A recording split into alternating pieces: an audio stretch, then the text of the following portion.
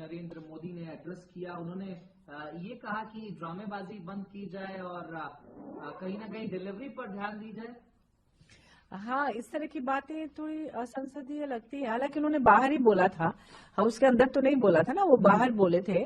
लेकिन फिर भी आहत होते हैं लोग, जो हमारे विपक्ष के सांसद हैं ना, उनको बुरा लगता है कि इस तरह के बयान की उम्मीद इतनी गरिमामयी जो पद है उससे नहीं की जा सकती।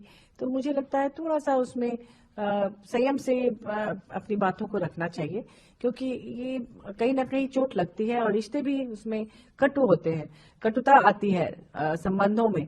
क्योंकि पार्लियामेंट में हम देखते हैं कि जब हाउस चलता है उसके बाहर कई बार ऐसा हुआ है कि वॉकआउट हो गया, मतलब बहुत नाराजगी रही। पहले, इसके पहले जो हमारे चेयरमैन थे उनके साथ हमारे माननीय एलओपी की बकझक हो गई, हम लोग वॉकआउट करके निकल गए।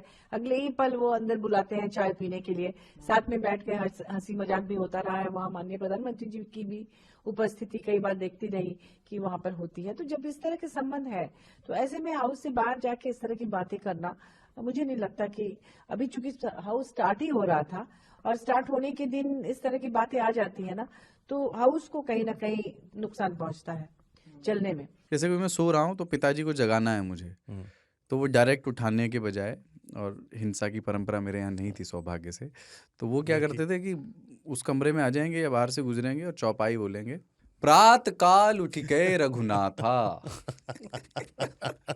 मात पिता गुरु नावई माता। कभी कभी मैं गुस्से में उठ करके अरे पापा, चरण स्पर्श किया और सो गया। मैंने कहा अब मत उठाना।